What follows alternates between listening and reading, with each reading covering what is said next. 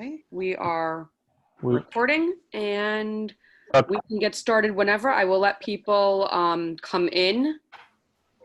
I don't think we're gonna have too many more at this point. Yeah, we're probably done. But I do have first 5 people who don't have their cameras on. One person cannot get her camera on. She just listens. That's Eileen. Okay. And Stuart was here but disappeared. Dan, Nada, please join. I'm here. Oh, what happened? I don't see you. Turn I it. don't know why. I just, Oh, okay. there we go. Okay. That was my fault. Sorry. Dan may have stepped away from his computer. No, I'm having problems with my mouse. Okay. Get a cat. That's Got a not, dog, didn't help. You got to think fast. Mhm. All right. Oh, well, so let me tell you a little bit about my background. Well, you all know that I'm the Cantor of Beth Sholom, but that's not really why I'm here. Well, actually, that is why I'm here. A little bit. It's how we know each other. Stacy and her family have been members of Beth Sholom forever, and so we're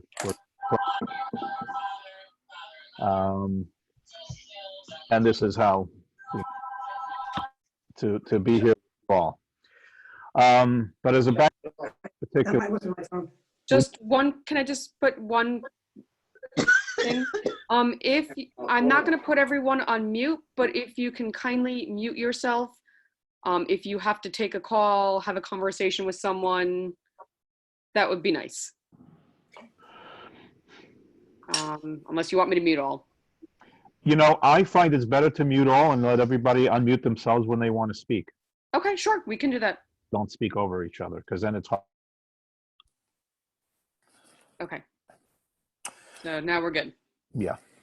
So please, you're welcome to unmute yourself anytime you want to say something or answer a question or offer anything, okay?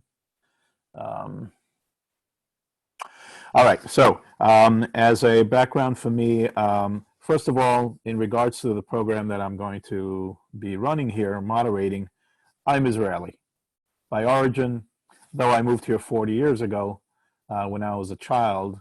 My entire family is in Israel, except for my wife and children who are here. I met my wife here. She's born and bred in New York. My entire family's in Israel, so I'm back in Israel at least once a year, sometimes more than that if there's an occasion, a wedding, or whatever. And I follow Israeli politics and Israeli news on a daily basis because I just want to be able to have conversations with my family, and I just have an interest in what's going on there. So over the years, for my own synagogue, for my own members, I've developed this class, which I find very interesting. I hope you'll find interesting because we're able to actually look at today's news. This is obviously made possible by technology.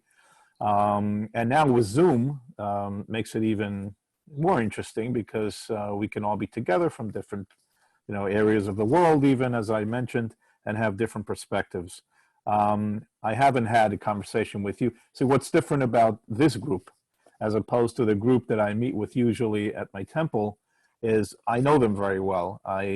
We've gotten to know each other's views, Republican, Democrat, Israel supporter on the right, Israel supporter on the left, and so on. I really don't know your views. So this even makes it more interesting for me and probably for all of us as a group together. It'll be interesting to explore these things.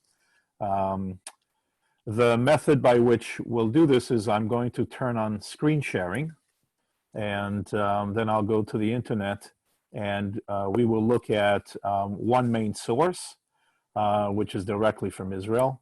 It is the English source for Yediot Achronot, which is the Israeli newspaper known here as Ynet. Okay, so by show of hands, and of course there are still a few who don't have their cameras on, but those who do, by show of hands, who's familiar with Ynet? Nobody? Okay. All right, so let's go there. I'm going to screen share.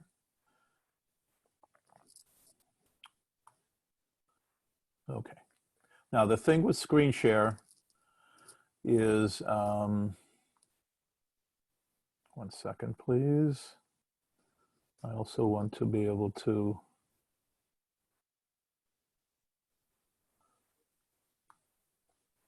Participants. So I can unmute. Yes, I should be able to. Do you need any help with anything? No, right now I'm good. I just wanted to make sure. Okay, so I've unmuted everyone. Just, hopefully it won't be too bothersome and we won't have to mute you all. But for a little bit, I'm going to unmute you so you can just sort of react together. It also makes it easier for me to just kind of hear a little bit of reactions from people, so I don't feel like I'm talking to myself. Rabbi Barnoy, is it WHY net or just the letter Y? Well, it is YNET, YNET. Y? YNET. Okay, thank you.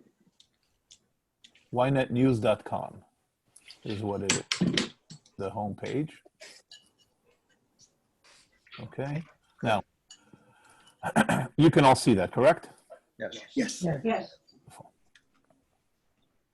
Okay, so obviously, like any other news channel, we can choose from different sections to look at.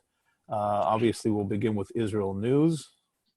And here we have a number of, make it a little bit bigger. We have a number of articles to choose from. So let's see if there's anything interesting about Israel today in the news. Preschools threatened to remain closed on Sunday. Okay, not so interesting. Security official, Iran begins pulling troops out of Syria. Well, that is interesting. Anybody want to take a look at that? Yes. Okay, there we go. Okay, security official. No, so first of all, we don't know security official from where. Officials said Iran has become a liability for Syria, fighting a war of its own at a cost that has become too high for the Assad regime. An Israeli security official. There you go. I'm going to make this a little bit bigger so we can read together. Okay, here we go. So first we'll read through some of it, and then we can have a little discussion. An Israeli security official said he has begun pulling troops out of Syria for the first time since its involvement in the civil war. Okay. The Iranians are reducing their troop deployment and vacating bases. Officials said Tuesday, citing the cost to Syria for Iran's presence on their soil as the reason. Okay. Iran is fighting its own war and has become a liability for Syria. Israel will increase its pressure to push Iran out.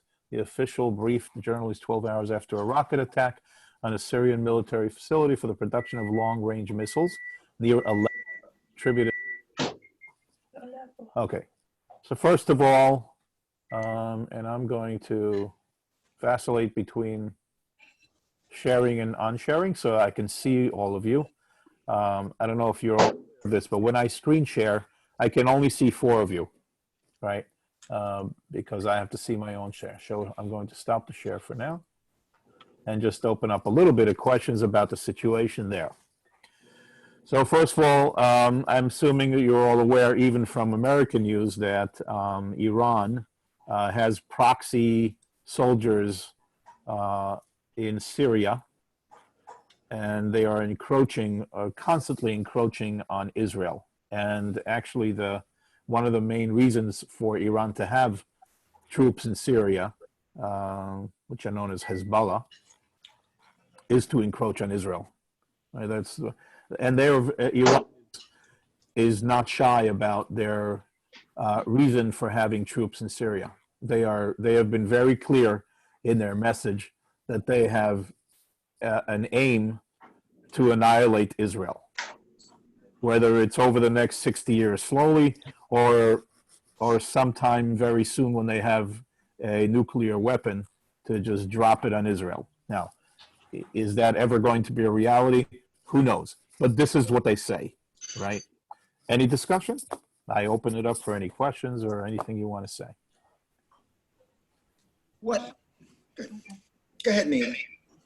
How does Iraq feel about the Iranian troops in Iraq? I mean, do they want to get rid of them? What is the Iraq's relationship to Israel? Well, it goes without saying that Israel has, by the way, I want to first of all preface one very important thing.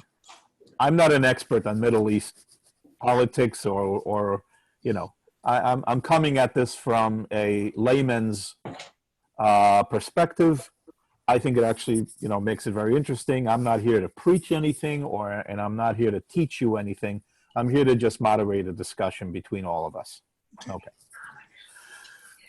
But it's common knowledge that, first of all, Iran and each other. Iran is what? Iran and Iraq don't get along. Oh, good. I mean, they've had wars in the past where they have showered upon each other chemical warfare and have killed thousands and hundreds of thousands, especially Iran to Iraq. Right? So they're not great friends. Maybe somehow one thing that they do share, as many Arab countries do, is their animosity towards Israel.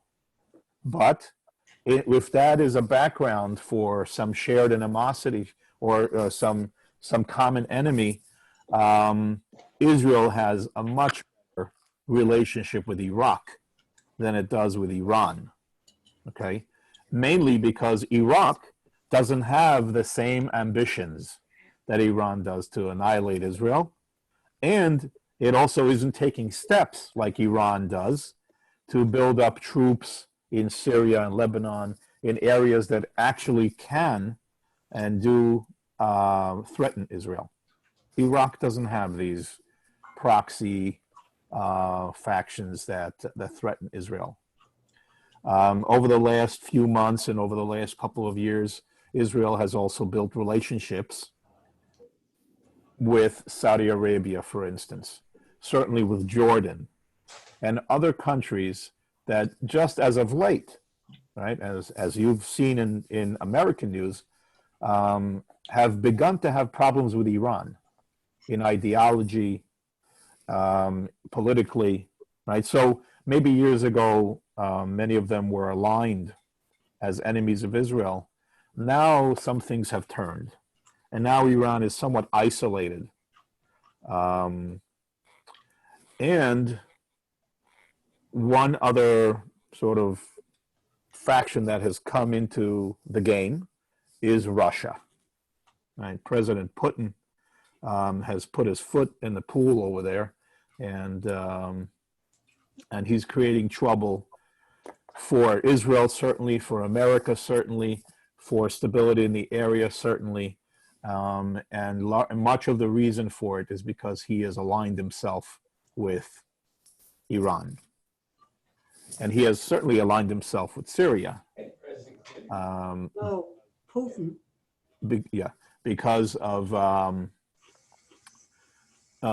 the internal war in Syria. He has sort of come and said, I can father this for you. I can help you with this if America doesn't want to help you regain your country. This was his offer to Assad, the ruler in Syria, and therefore the area has really been destabilized. In terms of the relationship between Israel, to answer your question, Israel to Iraq or Israel to Iran, there is much more alignment right now between Israel and Iraq. Okay. Thank you. Sure. Any other question? We can. Yeah. Let's say Iran does leave Syria. What is Israel's position towards Syria? I mean, is it just stabilization, or how do they feel about it? Israel has always urged Syria to not allow Iran to create an area where Iran can force Israel into making all sorts of concessions when it comes to its security.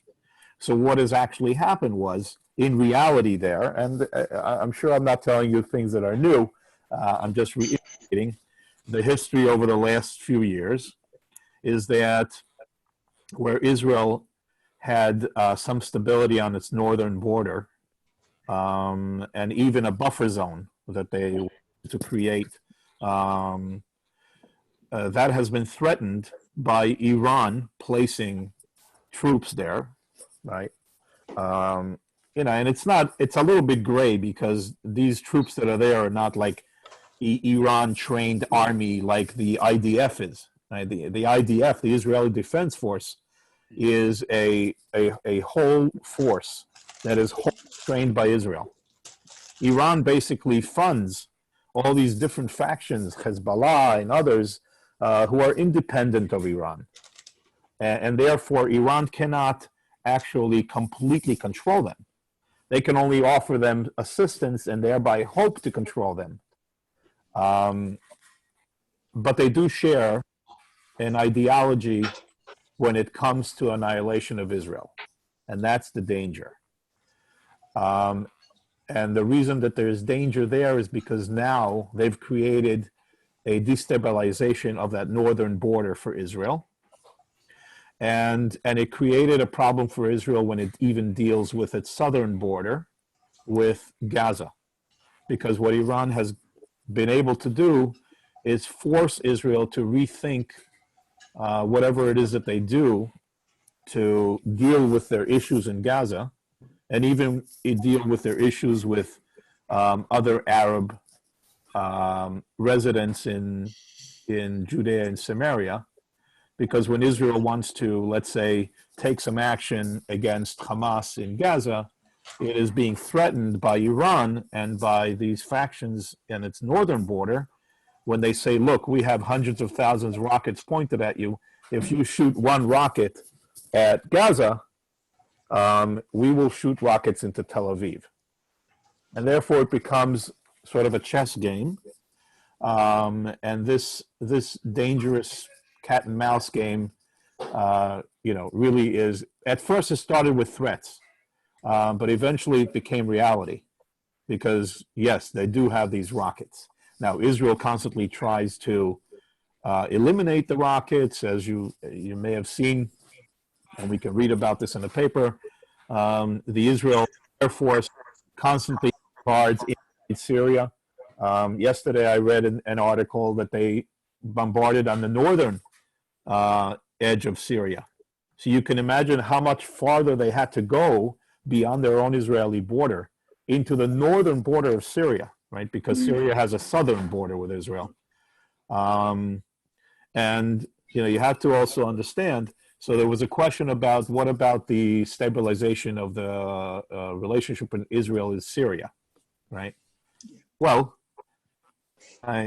somehow there has to be and this is something I'm imagining and by reading everything, so sort of a broadband knowledge of the process of and what's going on there. You have to sort of imagine that there's some cooperation between Israel and Syria when it comes to Israel bombarding Hezbollah and, to try and get rid of rockets and whatever in the northern end of Syria. I mean, how could that happen? There's got to be an ability to shoot down a plane coming from Israel all the way to the northern end of Syria, right? So there has to be somebody there behind the scenes controlling and reporting and getting the rights to do this. Right. Are they reporting this in the news? Of course not. Does Syria want to seem like it's supporting Israel in its fight against these factions? Of course not. Is Syria interested in having these factions on its soil? No, it isn't, right? But Iran, unfortunately, controls politics in Syria as a proxy because of money and because of oil and because of, so all these things come into play. Syria is not happy having these factions on its soil that have nothing to do with Syria, right? These factions are on its soil because of completely other agendas from other countries. Particularly if you want to look at it, Syria is a host. These other factions are parasites being there by Iran. I didn't know that. Yeah. That you consider This they're just there as parasites. Okay. That's interesting. does Israel have a peace treaty with Syria? No, it does not. Does Israel have a peace treaty with Lebanon? No, it does not. But does Israel live somewhat in Harmony. and peace with Syria and Lebanon? Yes, it does, right? And why does it? Because Syria and Lebanon both know that Israel has the power to inflict a lot of damage on them. They're not, in the politics of that entire area, including Iran, Iraq, Saudi Arabia, Syria and Lebanon are not wealthy countries. They're not oil exporters like some of these other countries, because they're basically blocked off without having too much water. Right? So they don't have the shipping ability that Saudi Arabia has. So they're not the wealthy countries. Therefore, they rely on their relationship with other countries for a lot of support. And they do rely on Israel for a lot of support. They don't want to be in a mess with Israel. And therefore, Assad is not so happy with what's going on with Iran and the influence that, that it possesses on his nation. But that part of the world is very muddy and, very strange politics. Yes, David. Wait, David, I can't hear you. You got to talk into a microphone or something. Unfortunately, I can't hear you, David. Is he muted? Yeah, he's muted. No, he's not muted. He's not muted. So for some reason, David, you got to turn your microphone on or something.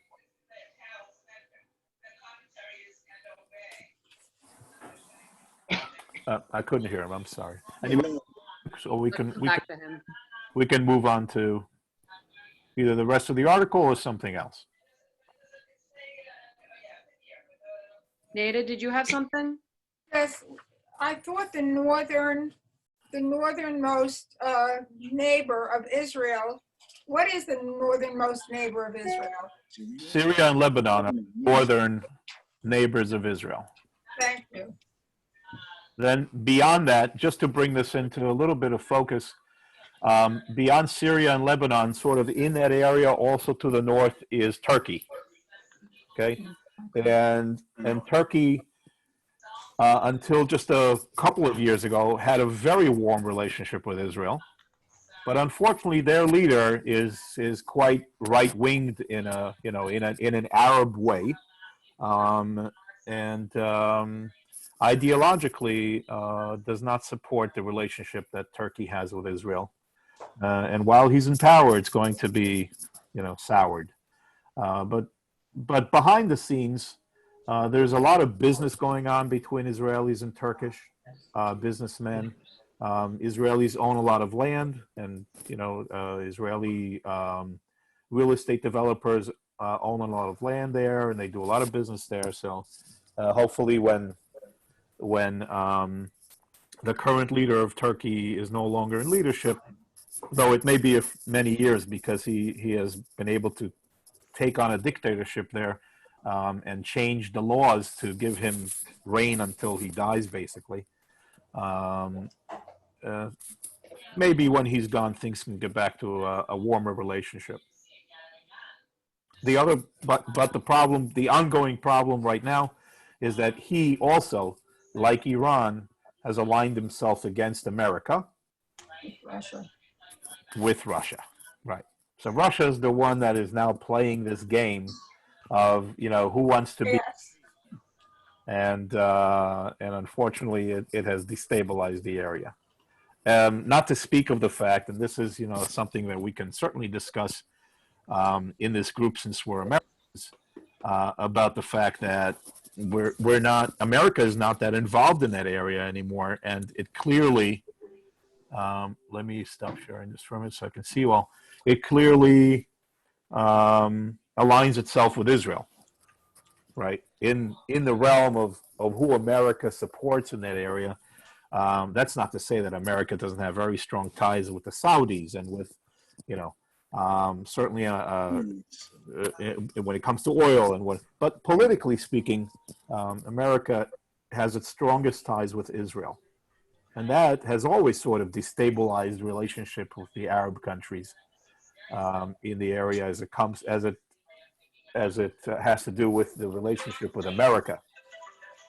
When America pulled its troops, or some of its troops, many of its troops, out of Syria, out of Iraq, and so on, it left a vacuum which seems to have now been filled by Russia.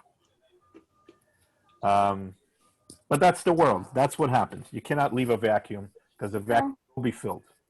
And very often it will be filled by a faction that has been looking for years and years to fill a vacuum. Yeah.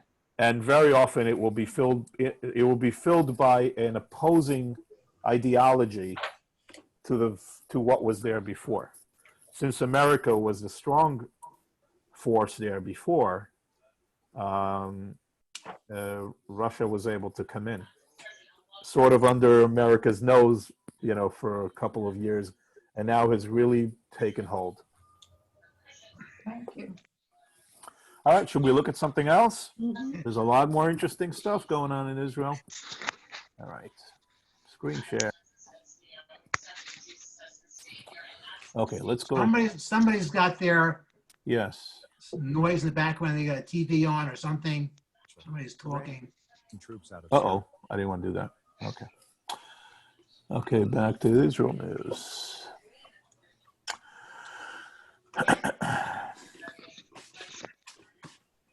All right, anybody want to discuss the political? Yes, Yeah, what's going on there? yeah. There you go, Likud. Let's take a look. Likud blue and white update unity deal after High Court disapproval. So first of all, we knew that there's Israel's two major parties, Likud and blue and white. Okay. Present revisions to the judges who raised concerns about three clauses, including appointment of senior officials during government's first 6 months. Okay. So first, let's ask a couple of questions and see if we can sort of unpack this. So, who is at the head of Likud? Netanyahu. Netanyahu. What about blue and white? Gantz. It's Right. I have a question about that Yes. with the courts.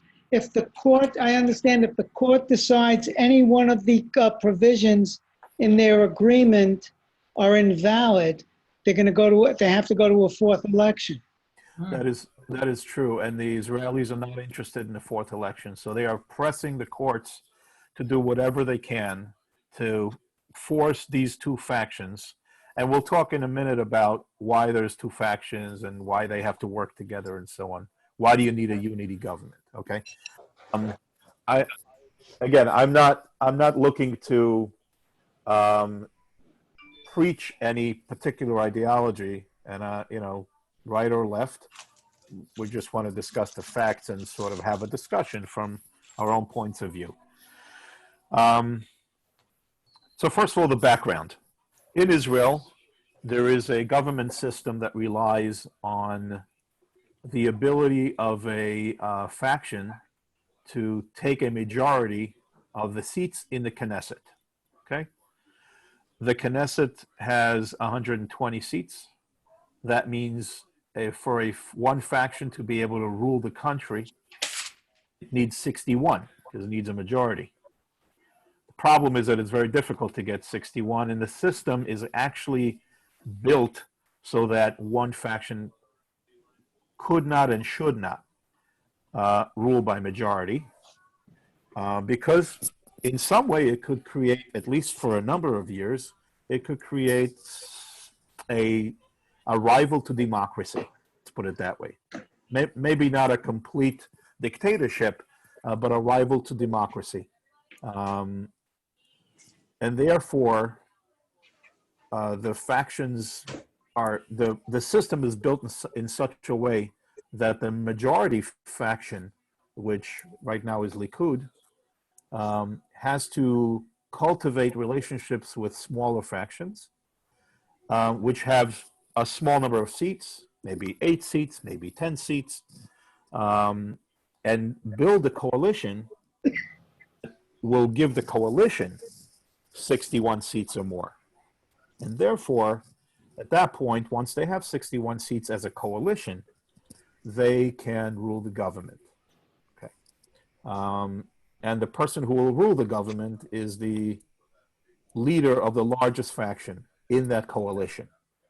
Likud has been, and Netanyahu, right? They've been that larger that larger part of the coalition for, I believe, 8 years now, maybe 10 years. 10 years. Thank you. And therefore, the government has been somewhat one-sided. Now, the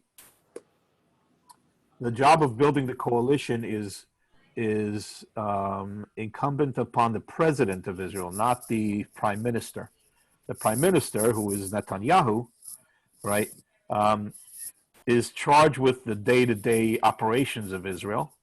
But the job of putting together the government and orchestrating this whole putting together of the factions for coalition, and of course it involves elections and so on, to figure out all the seats, who has what seats, is the job of the president.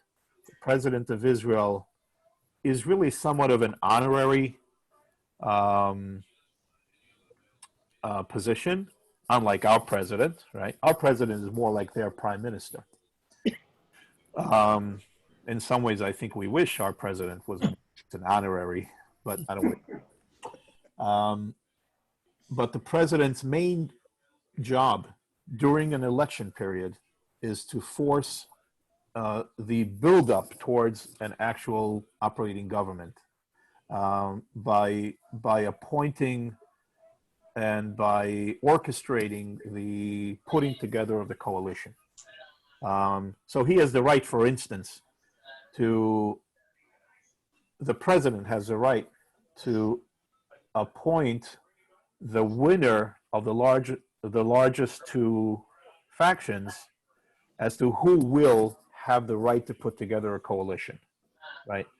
So let's just unpack this a little bit. So exact number of seats, but let's say that Likud has 53 and that Blue and White, which was the second largest winner in the elections, the third elections, has, let's say, 40 something, okay?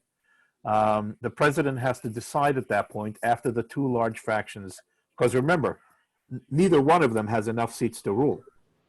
So the president has to force them to create a coalition to gain 61 seats or more. And therefore, he has the responsibility of choosing which one he wants to appoint to put together the coalition. And interestingly, immediately after the third elections, he actually chose Gantz. He chose Gantz? Yeah, he chose Gantz. By the way, his name is Rivlin, President Rivlin. President Rivlin chose Gantz, who is the sort of second winner of those elections, those third elections. And then he changed his mind.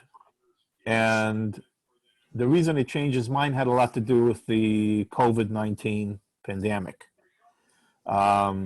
Because they realized very early on that only the incumbent ruler of the government could really pull Israel through this. I mean, you wouldn't want someone completely new coming in and calling the shots during a global pandemic where Israel was already heavily involved with already people who were sick and, having to make sure the hospitals had what they needed and make sure there are laws to protect people and so on. You don't want someone who is completely new to run the government at that point. Then you're saying, then you're agreeing with the program that some people say, well, if you're in the middle of a war, you shouldn't change presidents. Well, I do agree with that, and we can have a discussion here about that because I've been doing a lot of talking, and I really would like for this to be more of a discussion. Yeah, I thought that his time was up. Aren't they giving, I believe, 21 days? For what? 21 days to form the government, or 49? Well, there is definitely a finite time when they have to form a government. Otherwise, No, but that I thought Gantz's time ran out. To form a government? Yes. I thought his time ran out, and then Netanyahu was give him a shot. Well, since the president of Israel can choose who he wants to form the coalition, and he can change his mind. Largely, it depends on the public view of what's going on and how they, and then the president sort of changes his mind according to what he feels the public needs. Okay, so it's not like the president is in a vacuum making decisions. He makes decisions based on public opinion of what's going on that day or tomorrow or the next day. And then that translates into a decision that will affect the next 4 years, hopefully, right? So that's why I'm saying he originally chose Gantz, and eventually, because of the pandemic, as far as I know, now again, maybe you're right, maybe his time ran out. I didn't hear that. What I heard was that he had changed his mind at some point because he felt Netanyahu needed authority and the right to not only worry about the government as far as what's going to be after the pandemic, but to have the trust of the president. And it's because what happens when you say, you know what, Gantz, you choose what's going to be with the government. It seems like you're taking away trust and authority and from Netanyahu. Sure. Right, because the public looks at what's going on and they say, okay, it seems that the president still has trust in Netanyahu, therefore when he tells us to stay at home, then we'll stay at home. But if it seems like Netanyahu has no power anymore, is sort of a lame duck, then why should anybody listen to him, right? So, and Israel, don't forget, Israel is democracy. It's not a state. It's a partial state where the government can say you must stay home and people will stay home. Right? There's somewhat of a democracy still, so you need people to have a trust in their leader. And Gantz really was, for all intents and purposes, a complete unknown. Newcomer. And not only was he incoming into what would have been a completely new government, but he's not a person who came from politics. Gantz was, for a good part of his life, an army person, a military person. He was a chief of staff of the military, and therefore he's not a person who was well known in political circles. So why would you have trust that he could run a government? Well, right. I have a couple of questions. Sure. Discussion here. Okay. When you're in the middle of a war, and a new war coming out, and you have not done an outstanding job in the war we already have, do you want to continue with a political mind, or do you want to have a mind as somebody who has a strategic mind, who knows about logistics, knows about disbursement, knows about timing and control? And that's why we have a transition period. Because under the president's philosophy then people should go out and say, well, we should not change presidents now because we're in the middle of a big battle. We're in the middle of a war. Correct. Yeah, But you're saying the president trusted Netanyahu. That's one person. Whether it's Gantz or New Gantz. There's a lot of nuances there that concern me about Israel politics. I look at Israel, I'm in support of Israel, but a lot of things Israel does upsets me tremendously. Yeah, but I thought that Netanyahu was good on the nuts and bolts, the economy, getting things done, running. So I thought that was his strength. I'm not talking politically, but I thought that he was the kind of guy that the economy's doing great. Well, okay, that's what I thought. Netanyahu has two things going for him. Two main things if you thought about his government for the last 10 years. First of all, yes, he's writing good. He's very good in nuts and bolts, right? In other words, he's good on the ground, but he's also good on the world. He's got Netty International. great relationships with other world leaders, certainly with Trump. And right now during this pandemic, it was very important that Israel not be isolated, Absolutely. right? That it can, first of all, that Israel can offer its help to the world in terms of medical knowledge and so on, and also for it to be able to take in help from the world. So you wouldn't want it now. Gantz has absolutely no relationship with anyone, never really been in politics. So this, I think, was a problem. And to Daniel, right? Daniel, yeah, Dan, fine. Dan, I just want to reiterate one thing. When the president of Israel makes decisions, he makes them largely based on public opinion. He's not making them by himself. He's looking at public opinion. He's saying, okay, this is what the public wants. This is how I'm going to react to it. And then he acts. But what percentage of the population voted for Gantz, and what percentage of the population voted for Netanyahu? Not equal. Yeah, roughly 60-40. Oh, okay. So for Netanyahu, it was 60%. Yes, yeah, of course. Not even enough. Okay.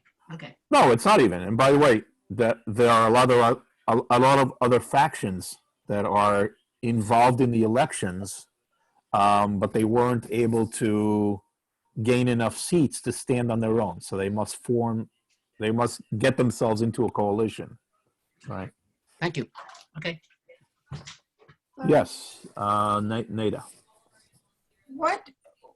From what I gather, Netanyahu has the very Orthodox Hasidic Jews in his coalition. But I don't know what the difference is between what Netanyahu believes and what Gantz believes. And I'm just wondering if you could explain that. I don't know, where one stands and where the other stands. Well, so let's put it this way. First of all, the fact that the Haredi movement is part of the government doesn't have that much to do with Netanyahu's beliefs. I wouldn't think so. It has to do with Netanyahu's need to have them in the government. Therefore, if Gantz was to put together the coalition, Gantz would need them as well. Now, why does Gantz need them? Why does any government need them?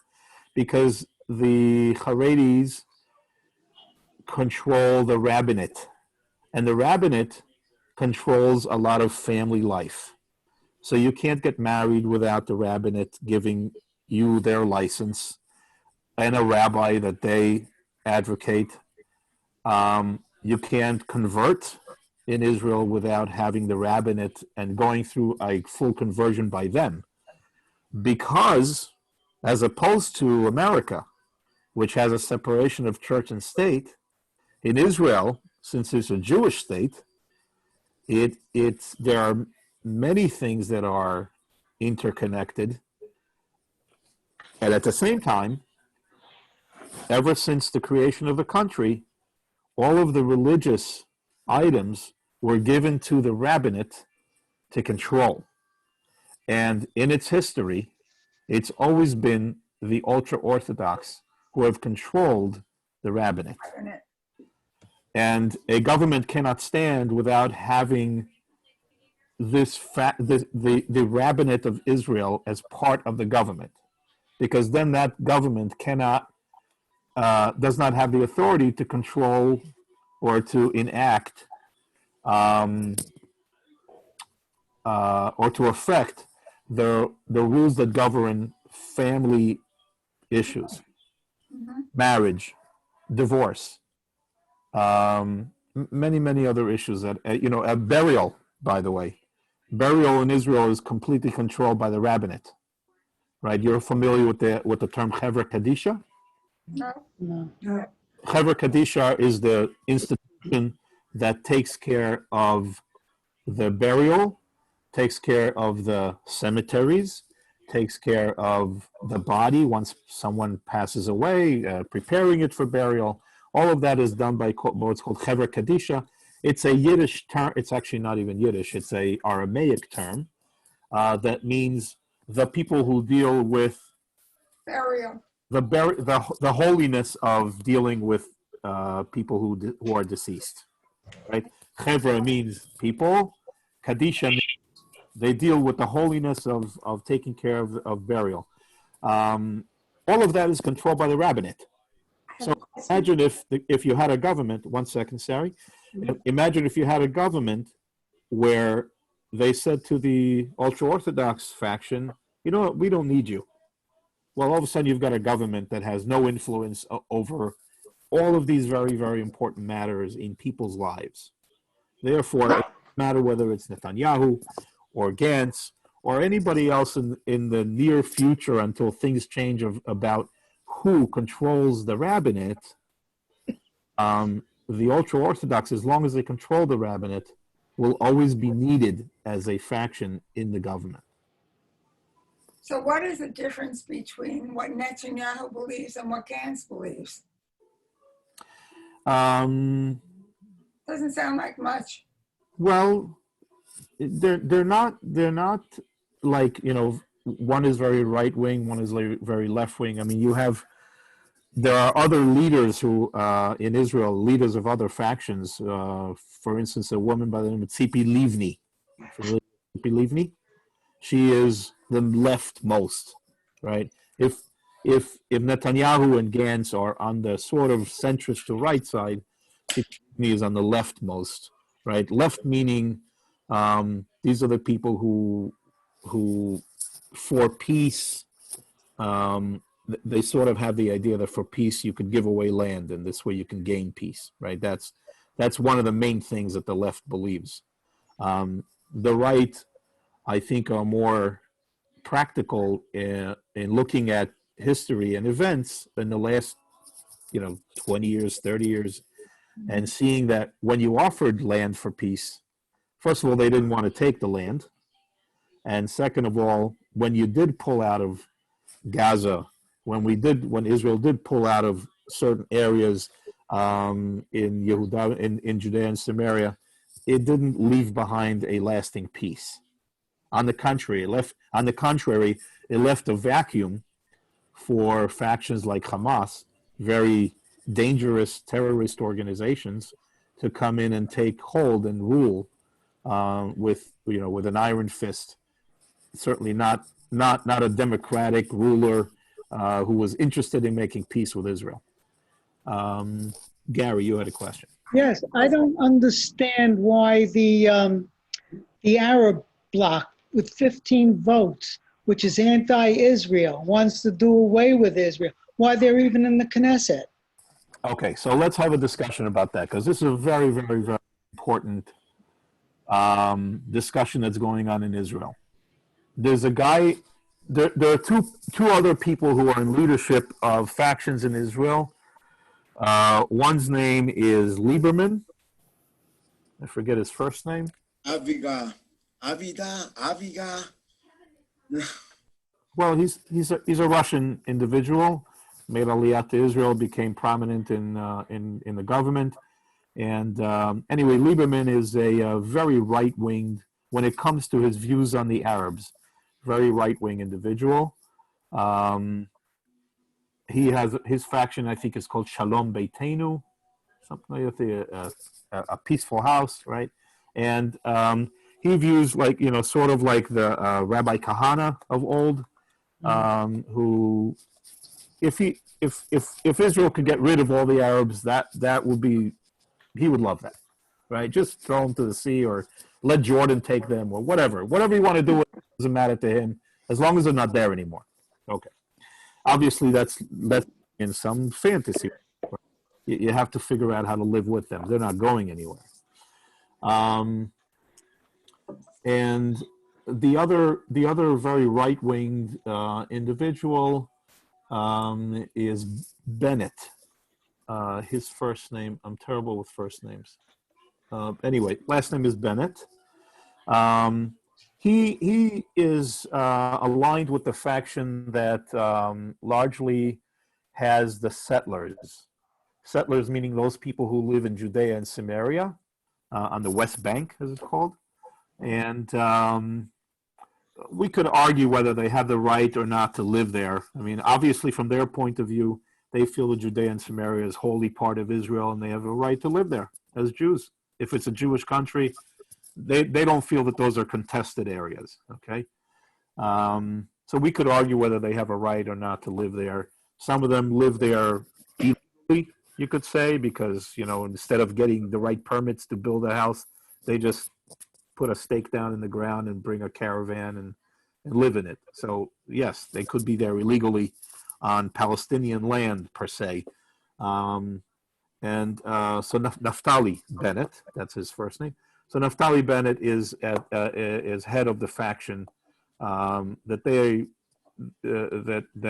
they are part of, and obviously that's very right-winged, right? Right-wing meaning they don't want to give any parts of Israel away. They'd love to have a peace, but certainly not at the cost of giving any land away. Okay, the left wing means, largely their view is give anything away as long as we can have peace. Okay, so that's sort of the bell curve with the two sides, the right and the left. Okay. Gary, what? I'm sorry. The Arab, the 15 seats in the Arab bloc. Right. Okay. So the Arab. Okay. So the real argument is this, and this is why I brought up Bennett and Lieberman, because if it was up to them, they would make one very important change. And Bennett actually, a couple of years ago, brought forth, because he's a member of Knesset, he brought forth a bill to be voted on, which was called the right of, I don't remember the exact name of the bill, but it had to do with the fact that Israel is a democracy, and this bill would make Israel a Jewish democracy. Yeah. Okay, it's a big difference, because then Israel's Knesset, if this bill was actually recognized, adapted and recognized, Israel's Knesset would have no necessity to entertain and have facts by anyone else but Jews. So what we know as the Jewish state, we call Israel the Jewish state, is not really a Jewish state, right? It's a democracy that is made up of all kinds of peoples, Christians and Muslims, and you have it, right? Anybody can live there and practice the way that they want. You said something before that they needed permission. If they needed to get married or convert, they have to go to the government to get permission to do that. So it's not really that free. Wait. I'm okay. It's a good question, but understand this. The rabbinate has control only over Jews. Oh. Israel. So when the Arabs want to get married, they don't have to go to the rabbinate. Now, just to take this one more small tangent, okay? Jews don't have to get married by the rabbinate either. I know, they go to Cyprus. Will not be recognized. Okay, they can go, let's say, to Cyprus, country. They can go to Cyprus or any country, get married there civilly, come back to Israel. Their marriage will be recognized civilly, but they, for all intents and purposes, they don't have a ketubah. They're not married in a Jewish sense, okay? And since Israel is a Jewish country, their marriage basically is not recognized. Okay, so, and therefore that's the question. So now, why do we need to have an Arab faction in the Knesset? Because that bill was not adopted. Israel right now, as it stands, is a true democracy. In other words, it has to have representation in the government for all of its peoples, not just the Jews. Now, I don't know if there is a faction in the government for all the Christians. I'm not sure that the Christians care. The Arabs, of course, care, right? The Arabs want to have representation. They would love to have 51%. Do away with Israel. Okay. And this is why Naphtali Bennett, 2 years ago, presented a bill to block them from being able to get there. Because who knows? They might. They might. It's unimaginable to us, the Jews, right, to sort of have a situation, a slippery slope that will create a situation where Israel is no longer a Jewish majority. But we're talking numbers, so it could happen. And if the groundwork is being laid for it now by the Arab factions, I mean, 15 seats is a lot. That's a lot. I don't think anybody ever imagined when, years ago that the Arabs would have such a strong profile in the government of Israel. So yes, it's dangerous. Can I have a question? Yes. Does the Orthodox allow their daughters to become bat mitzvah? No, of course. Well, I shouldn't say that. First of all, let's just take a little discussion about bat mitzvah. Bat mitzvah simply means that a girl becomes 12 years old and she is bat mitzvah, is incumbent to take on certain obligations, okay, in Jewish law. So what you're asking about is, do they allow the girls to go up and read Torah, for instance, or to count into a minyan? And of course the Orthodox don't. That has nothing to do with Israel. They don't allow it here in America either, right? Oh, you mean the Orthodox Jews don't allow it here? Of course, that's what I mean. You asked about... because my daughter was bat mitzvah. No, you asked about the Orthodox. So right, go ahead. The point is, the Orthodox in Israel in regards to that are the same as the Orthodox here. I said. They have not renewed any social, they've not moved on with the social times when it comes to these rules. It largely has remained the same as it was in the 1800s and before, right? They've not relaxed any of the Jewish rules that pertain to Orthodoxy that we have relaxed as conservative Jews or Reform Jews. Okay, so it's not just in Israel. Anyone else? David has his hand up. Yes, and Martin too, I see. So David first. Go ahead. David, can we hear you? David. Unfortunately, David, I still can't hear you. I don't know what's wrong with your computer. David, try your volume button in the top of your computer. I had the same problem. I had it turned off. Make it louder. Make it louder. 1, 2, 3. I don't know how to help you, David. We can't hear you. I can hear him a little better. You definitely don't have you muted. Come in closer. Closer. All right, now try it. Now try talking, David. No, it's not the distance. Something is wrong with his computer. Marty, go, Marty. In the meantime, you have a question? Martin? Yes, I have a question. Go ahead. You mentioned burials before. We had an incident in Brooklyn last week where the Orthodox were burying a rabbi and did not observe social distancing and endangered everyone in the crowd. Correct. And I was wondering if there's any such incident like that in Israel. Absolutely. Because what they did seems to me against Judaism. Because the number one thing in Judaism to me is life. That is absolutely true. So let's just... You are endangering everyone around you. So it seems that they're contradicting themselves by not observing social distancing. Yes, so let's just unpack that a little bit. First of all, yes, it is a problem in Israel as well. And as a matter of fact, in the last 2 weeks, as Israel started to relax some of its, the laws they enacted to keep people at home, they started opening up businesses because their curve came down much sooner than ours has been coming down. They had to close down some cities, literally to keep people at home. Some of the ultra-Orthodox cities, because the numbers there did not come, the curve in those cities did not come down. As a matter of fact, it was going up. Why? Because the rest of Israel was staying home, and they refused to. They would go to funerals. They would go to weddings. They would go to daven together. They refused to stay home. And as a result, their numbers of people who were on ventilators and sick and dying were up, while the rest of the country was coming down. So they had to close those cities down for 2 weeks to force people to stay at home, and if not, to at least stay within the city so they don't infect people outside. Okay, so yes, there is a big problem there, the same as the problem here in Brooklyn.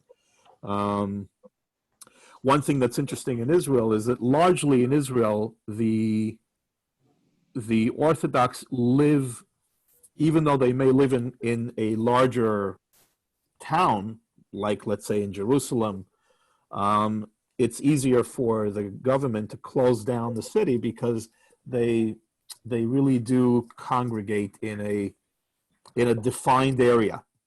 Whereas in Brooklyn, and I go there a lot, I have Hasidic family in Borough Park. When you drive towards the Jewish area, the Hasidic area in Borough Park, you literally drive through, just a sort of run-of-the-mill regular area. A lot of Spanish people live there, whatever. It's not a defined area. It's very difficult for the police here, let's say, to close down Borough Park just to keep the Jews, from infecting their Spanish neighbors. It's almost impossible because it's not that defined. In Israel, they can define it. Like there's a town called Beit Shemesh. It's a Haredi town. Someone who's not Haredi would not even want to move there because it's very difficult for someone who is not observant live in that town, because as opposed to here, take this one for instance, right? Would you be able to imagine that in Brooklyn and Park they would close the streets on Shabbat? Would that ever happen? No, it could not happen. First of all, the government wouldn't allow it because you're talking the separation between church and state. Second of all, they're living in an area where other people drive through. In Israel, you have these towns that literally close down for Shabbat. They close the gates, and no one is allowed to drive. So no one who is unobservant would want to live there on Shabbat. There's no buses. Everything's closed, right? So it's easy to define the area and close it down in this respect. All right. So yes, they have a problem. Other part to your question? Yes, I have one more if I can. Sure. There was a very nice film on last week about Israel in celebration of its anniversary, and it mentioned the IDF. Yeah. And as we all know, every Israeli citizen, 18, goes into the IDF. Correct. But they mentioned that they could be Jewish, Arab, or Christian. I wasn't aware that there were Christian Israelis, and that they go into the IDF. Well, that would take a little bit of fine definition. Okay. First of all, I don't know the exact numbers, but I would venture to guess that 95% or higher of the IDF is Jewish. Right. Okay. But if a Christian person living in Israel wants to defend the country it lives in, even though it's a Jewish state, it has the right to ask to be in the army. So a Christian person, as opposed to a Jewish person, will not be conscripted to the army. So it's not mandatory. But they can serve in the army, and this goes also for Muslims. And there have been, akin to the sections of the American military years and years ago that were wholly black, right, or African American. Israel has sections of its military that are wholly Ethiopian? No, the Ethiopians not so much. Not so much Ethiopians, because the Ethiopians are Jewish, right? The Ethiopians that came from Ethiopia to Israel are Jews. Mm-hmm. But there are Druze, which are, they're not really Arab. Or maybe they are Arab, but they're not Muslim. I don't know exactly, but I know there's a difference between the Druze and Arab, right? Per se. Also, there are, what's the other faction? The ones that live in the tents. What's their? Bedouins. Bedouins. Bedouin. There are sections in the army that are wholly Bedouins. In other words, they're not really integrated into the Jewish parts of the army. They have their own. They specialize in special things. Tracking. Tracking in the desert, right? Because they live in the desert. They understand that part of the land. So they use them as trackers and so on. But that's the main difference. Jews are conscripted. Everyone else can ask to join voluntarily. May I correct something Marty said? Yeah. Not all Jews go into the military.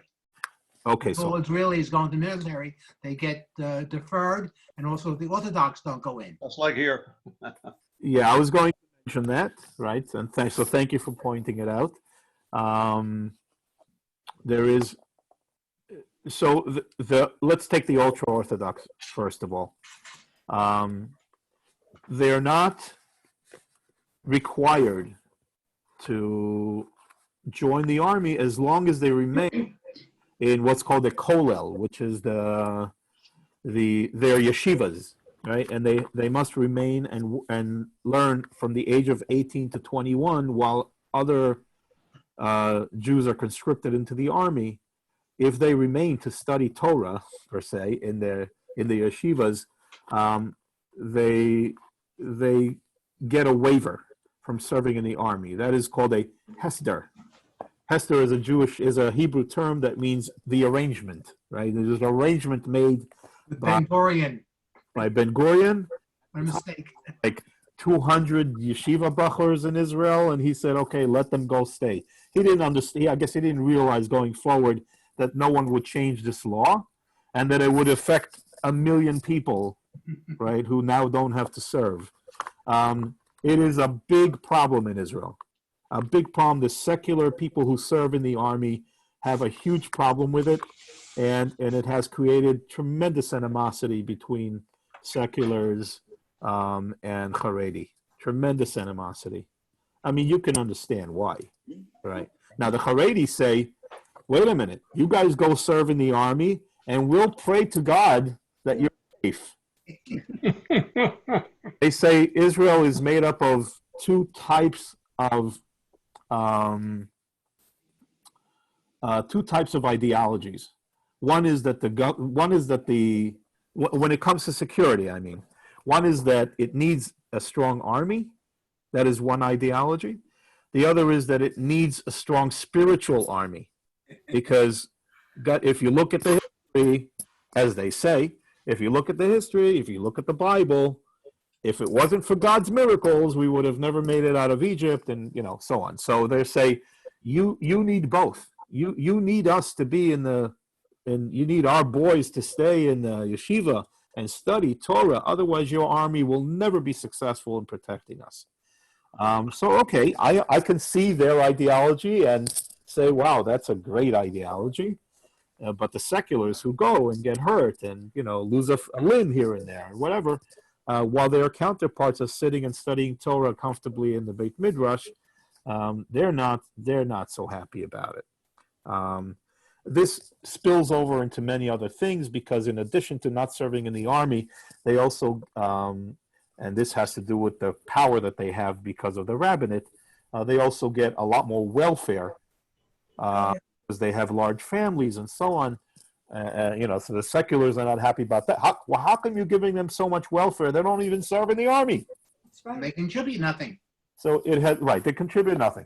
So from their point of view, they're contributing everything. I mean, you understand the ideology is, we're studying Torah. Without us, you'd have nothing. You wouldn't have a land. You wouldn't even have a right to be here, right? Your only right to be here in the first place is because we were promised this land in the Torah.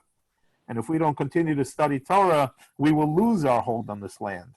So, okay, these are, when it comes to ideology, it's hard to argue.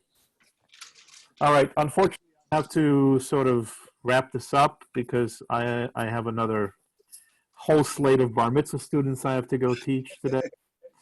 So I